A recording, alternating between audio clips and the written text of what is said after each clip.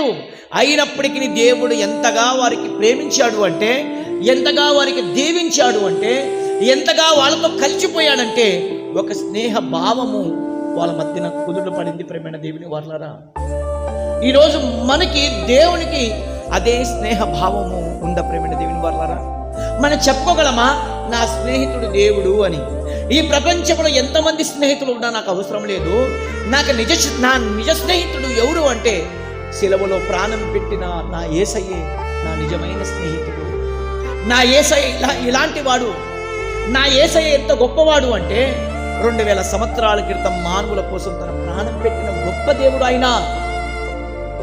ఏమండి, మీ స్నేహితుడి గురించి, నా స్నేహితుడు ఇలాంటి వాడు అలాంటి వాడు అని మనం ఇతరులకి మనం పరిచయం చేస్తాం కదా, మన దేవుని గురించి మనం ఎప్పుడైనా ఇతరులకి పరిచయం చేశామా? నా దేవుడు ఇంత గొప్పవాడు అని మనం ఎప్పుడైనా చెప్పగలమా? చెప్పండి ప్రేమైన దేవుని వల్ల. ఈ స్నేహితులు ఏం చేశారంటే, అబ్రహాము కావచ్చు, ఒక మోషే కావచ్చు, ఒక లాజరు కావచ్చు, 12 మంది శిష్యులు కావచ్చు. ఈరోజు మన భారతదేశానికి తోమా అనే ఆయన వచ్చి యేసుప్రభు 12 మంది శిష్యులు ఒక్కడుగా ఏమండి కేరళ ప్రాంతంలో అద్భుతమైన పరిచయం చేశాడు.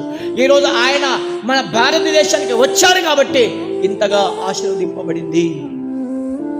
ఒక పౌలు కావచ్చు, ఏమంటే ఒక పేతురు కావచ్చు, ఒక మత్తయ్య కావచ్చు, ఒక బర్తలోమి కావచ్చు, ఒక ఫిలిప్ కావచ్చు, ఏమండి ఇలా బైబిల్ గ్రంథంలో ఉన్న 12 మంది శిష్యులు ఎంతమంది అయితే ఉన్నారో వారందరూ కూడా అద్భుతమైన పరిచర్య చేశారు.